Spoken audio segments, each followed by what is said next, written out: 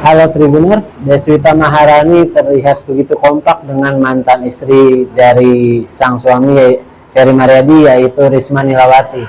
Bahkan Deswita Maharani sering mengunggah foto dan video kebersamaannya dengan Risma Nilawati yang juga merupakan mantan dari Ferry Maryadi, di mana Ferry Maryadi dan Risma Nilawati pernah menikah dan pernikahan mereka diputus cerai pada tahun 2009.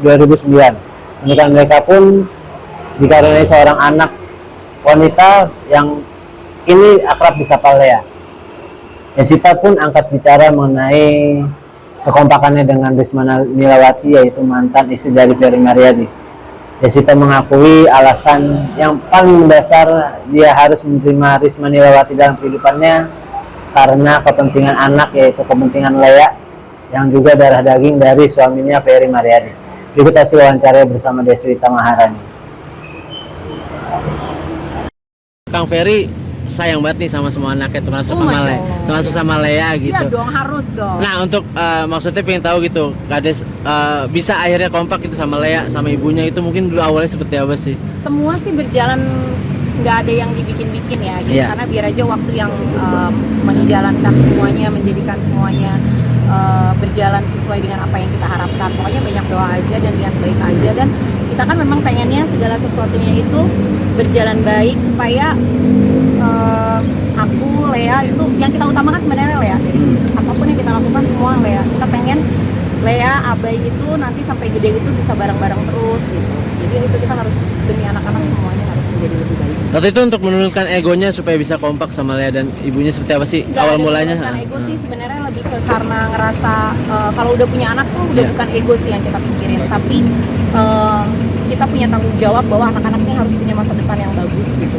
Karena kita sebagai orang tua kan nggak dididik gagal sama orang tua kita. Okay. Jadi kita nggak pengen anak-anak kita ngerasain kegagalan gitu. Kalau orang tuanya punya sifat yang nggak baik gitu, kita nggak mau kayak gitu. Karena kalau menurut aku, setiap orang tua itu selalu menjadi versi terbaik buat dirinya dia sendiri untuk bisa ditampilkan sama anaknya. Tapi Lea juga sering curhat gak sih kayak cara buat bertahan di entertainment seperti apa? Iya, Kan Kak Deswita, Kak Ferry juga masih tetap konsisten gitu. Lea tuh termasuk anak yang aktif banget untuk bertanya, dan dia tuh anak yang paling takut untuk berbuat kesalahan. Kadang aku suka bilang, Kak, nggak apa-apa, bikin salah tuh nggak apa-apa, jadi jangan takut banget bikin salah. Nah, perfeksionis banget Lea tuh.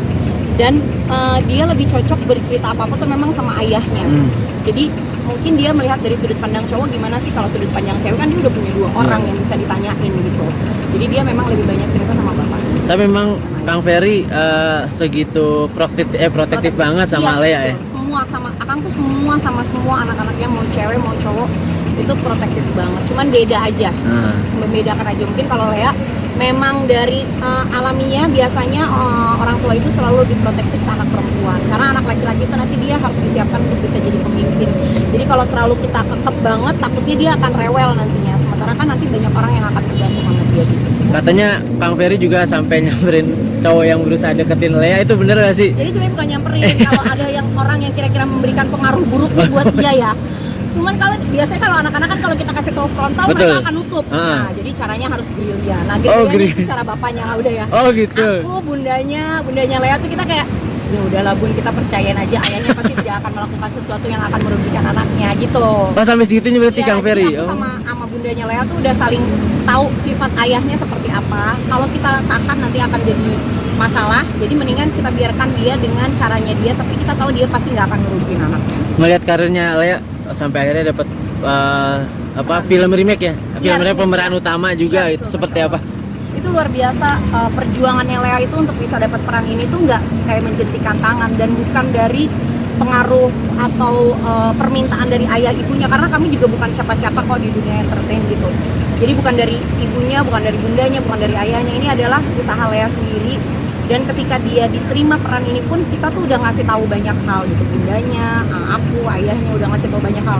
Karena kita tahu dalam dunia hiburan itu ada pro dan kontra, apalagi sekarang netizen itu berperan sangat luar biasa dibanding kita sendiri yang punya wewenang kan. Mereka kayak ngerasa lebih punya wewenang gitu. Aku udah bilang sama Lea, kalau nanti banyak orang yang kontra, banyak orang yang nggak suka, nggak usah didengerin, karena mereka nggak tahu Lea itu dapat peran ini bukan boleh beli, bukan bayar. Jadi dia itu dapat peran ini memang dipilih. Berarti ketika dia dipilih sama orang yang berkompeten, orang itu pasti percaya bahwa Lea bisa. Dan untungnya anaknya cuek gitu, kayak kalau ada yang ini ya udahlah bodo amat, mungkin karena udah kita doktrin dari awal nggak usah didengerin yang gitu-gitu mah, capek-capekin gitu. Kayaknya temenan sama olahraga boleh nggak tanggapin? Nah